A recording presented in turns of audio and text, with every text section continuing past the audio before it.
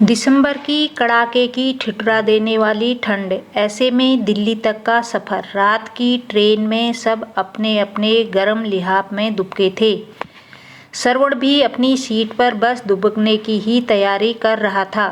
सोने से पूर्व एक बार फ्रेश होने के इरादे से वह वॉशरूम की तरफ गया। वॉशरूम के बाहर की ओर दरवाजे के सामने एक अधेड़ उम्र की दिखने में शालीन महिला एक छोटा सा थैला लिए बैठी थी। शायद उसमें उसका सामान था। गर्म कपड़ों के नाम पर मात्र एक पतला सा शाल ओढ़े हुए थी, जो ठंड से राहत देने के लिए काफ़ी नहीं था। श्रवण ने देखा महिला की आंखों में आंसू की बूंदें थीं, जो बार बार गालों पर लुढ़क रही थी। महिला शाल से उसे पोंछ देती। तभी बाजू वाली ट्रैक पर कोई ट्रेन गुजरी।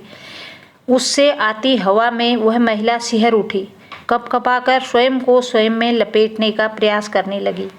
कहाँ जा रही हैं आप? अचानक श्रवण ने पूछ लिया। महिला ने चेहरा ऊपर किया और श्रवण को देखा। मथुरा। महिला ने संक्षिप्त सा उत्तर दिया।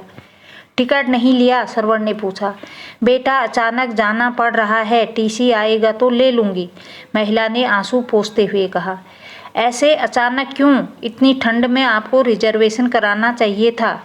पता नहीं क्यों, पर श्रवण को उस महिला से एक जुड़ाव सा महसूस हो रहा था, जैसे वो उसकी अपनी हो। बेटा, अभी पता चला कि मेरी बेटी प्रसव के दौरान चल बसी, कहते महिला फपक फपक कर रो पड़ी।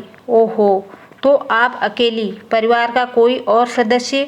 श्रवण ने कुछ पूछना चाहा। कोई भी नहीं है, हम माँ बेटी ही एक दूसरे का सहारा थी।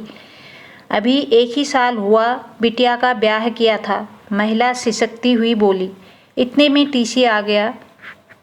श्रवण महिला की मन स्थिति बखूबी समझ रहा था। उसने महिला का टिकट बनवाया और उसे सीट पर बैठाकर अपना एक कंबल निकालकर उसे उड़ाया। महिला अचरज भरी निगाहों से बस उसे देखती रही। बेचारी कुछ भी बोलने की स्थिति में नहीं थी। उसे तो श्रवण के रूप में जैसे स्वयं ईश्वर मिल गए थे। माँ जी, आप ये 1000 रुपये अपने पास रखें और अपना पता मुझे नोट करवा दीजिए। और हाँ, फिर कभी ऐसा मत कहिएगा कि आपका इस दुनिया में कोई नहीं है। ये आपका बेटा है। हर महीने जितना भी संभव हो पैसे भेजेगा, और जब कभी मौका लगेगा मैं आपसे मिलने भी आऊँगा।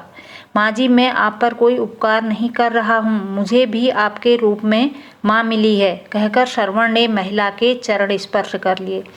महिला की आंखों से अविरल अश्रुधारा प्रवाहित हो रही थी। उसे सब कुछ स्वप्न की तरह प्रतीत हो रहा था। महिला कंबल ओढ़े चुपचाप लेटी श्रवण को निहार रही थी, और श्रवण वॉलेट में लगी अपनी माँ की तस्वीर को देख रहा था। कड़ाके की ठंड में जहाँ लोग अपने अपने बिस्तरों में दुबके हुए थे, वहाँ अपने मन के गर्म लिहाफ से जिंदगी के सफ़र में एक अतुलनीय रिश्ता वजूद ले चुका था।